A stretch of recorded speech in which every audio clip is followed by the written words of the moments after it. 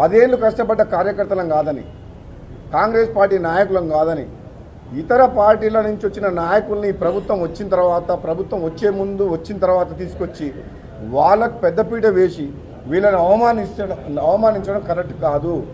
Congress party కార్యకర్తలను కాపాడుకోవాలి. ఈరోజు వచ్చినోడు రేపు ఉంటారు, ఇవాళ ఉంటారని మళ్ళీ ఉంటారని గ్యారెంటీ కూడా లేదు. ఈరోజు అధికారంలో ఉన్నారు, రేపు పొద్దున అధికారం పోతుందని మళ్ళీ వెళ్ళిపోతారు.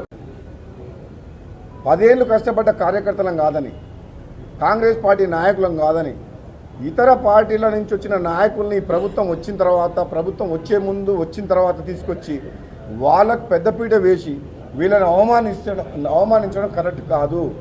కాంగ్రెస్ పార్టీ కార్యకర్తలను కాపాడుకోవాలి.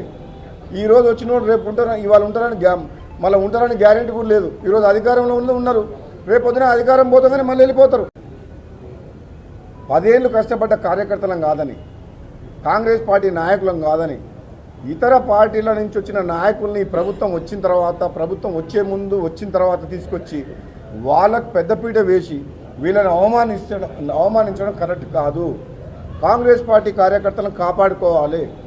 ఈరోజు వచ్చినోడు రేపు ఉంటారు, ఇవాళ ఉంటారని మళ్ళీ ఉంటారని గ్యారెంటీ కూడా లేదు. ఈరోజు అధికారంలో ఉన్నారు, రేపు పొద్దున అధికారం పోతుందని మళ్ళీ వెళ్ళిపోతారు.